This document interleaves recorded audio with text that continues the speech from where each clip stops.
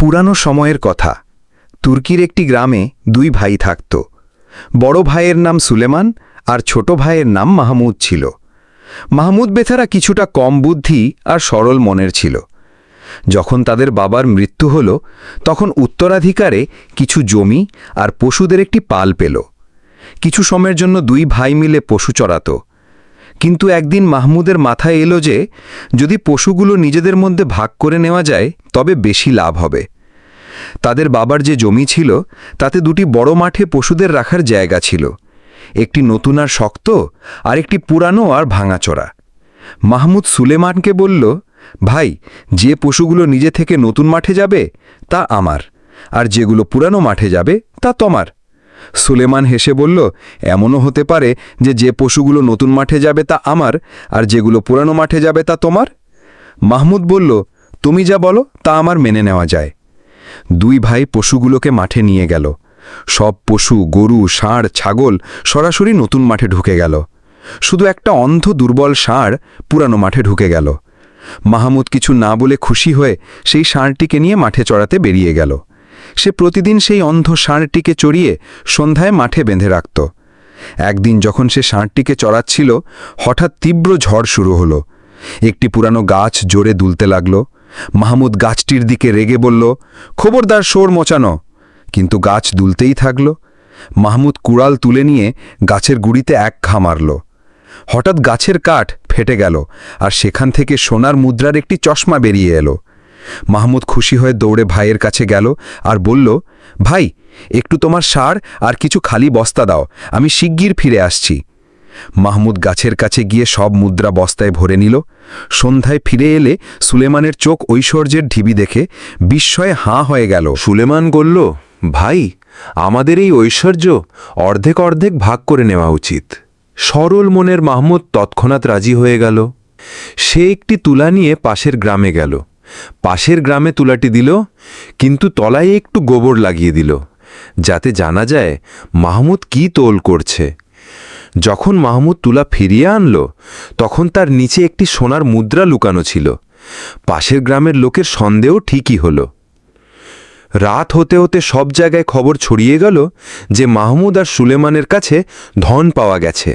সুলেমান চিন্তিত হয়ে বলল, ভাই, আমাদের এই ধন কোনো নিরাপদ জায়গায় গুপ্তধন হিসেবে রাখা উচিত, আর কিছুদিনের জন্য অন্যত্র চলে যাওয়া উচিত।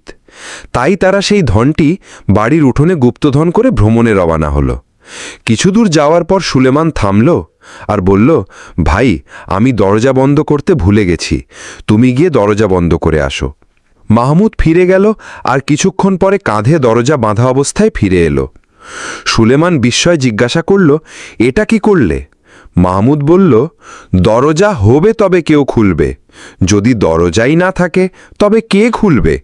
সুলেমানের খুব রাগ হল। সে মনে মনে ভাবল, এই ভাইয়ের সঙ্গে থাকা সম্ভব নয়। এতক্ষণে কিছু ঘরসাবার দেখা দিল। সুলেমানের সন্দেহ হল যে সম্ভবত ধনের খবর শুনে এসেছে। দুই ভাই কাছেই একটি গাছের ওপর উঠে গেল। মাহমুদ দরজাটিও সঙ্গে ওপরে নিয়ে গেল। ঘোড়সওয়াররা গাছের নিচে পৌঁছে রাত সেখানেই কাটাতে লাগল। হঠাৎ দরজাটি মাহমুদের হাত থেকে পিছলে শব্দ করে নিচে পড়ে গেল। ঘোড়সওয়াররা ভয় পেয়ে উঠে আধা আলিফাদে দেখতে লাগল। যখন কিছু বুঝে উঠতে পারল না, তখন তারা সেখান থেকে পালিয়ে গেল। সুলেমান মনে মনে স্থির করল যে সে মাহমুদকে ছেড়ে চলে যাবে। সকাল হলে সে চুপিসারে নেমে এসে কোথাও রওনা হয়ে গেল। মাহমুদ তখনও গাছে ঘুমাচ্ছিল। যখন দিন উঠল, তখন তার চোখ খুলল। ভাইকে না পেয়ে বিব্রত হয়ে গাছ থেকে নেমে এলো। ডাকাডাকি করল, কিন্তু কিছু জানা গেল না। তারপর দরজাটি কাঁধে রেখে সেই পথে বাড়ি রওনা হলো। বাড়ি এসে গুপ্তধনের জায়গা খুঁড়ল, কিন্তু সেখানে কিছুই ছিল না। সুলেমান ধন নিয়ে চলে গিয়েছিল। মাহমুদ কিছুক্ষণ বসে থাকল। তারপর বলল, সম্ভবত ভাইয়ের বেশি প্রয়োজন ছিল। কিছুদিন পর লোকেরা দেখতে লাগলো যে মাহমুদ আবার সেই অন্ধ ষাঁড়টিকে চড়াচ্ছে। সে আগের মতোই সরল, কিন্তু মুখে শান্তি ছিল। লোকেরা জিজ্ঞাসা করত, এত ধন পেয়েও তুমি মাঠে? মাহমুদ হেসে বলতো, ধন বুদ্ধিমানদের জন্য, আমার জন্য আমার ষাঁড়ই যথেষ্ট। অন্যদিকে সুলেমান দূর দেশে শহরে গিয়ে ধন দিয়ে ব্যবসা শুরু করল। ধন পেল, কিন্তু শান্তি পেল না। প্রতি রাতে সে মাহমুদের সরলতার ভালোবাসা মনে করত। অবশেষে অসুস্থ হয়ে পড়ল। একদিন সবকিছু ছেড়ে গ্রামে ফিরে এলো। শর্মিন্দা নাদিম সরাসরি মাহমুদের কাছে পৌঁছল, যে স্বাভাবিকভাবে ষাঁড় চড়াচ্ছিল।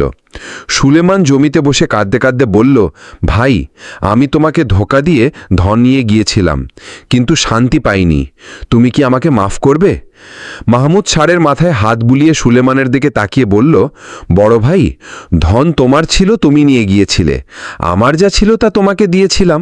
যা দিয়েছি তাতে কেমন আফসোস? এটা শুনে সুলেমান ফুপিয়ে কাঁদতে লাগল। দুই ভাই গলাগলি করে। এমন ভালোবাসা, সরলতার, মাফ করার সেই ধন পেল যা সোনার ধনের থেকেও অনেক দামি ছিল।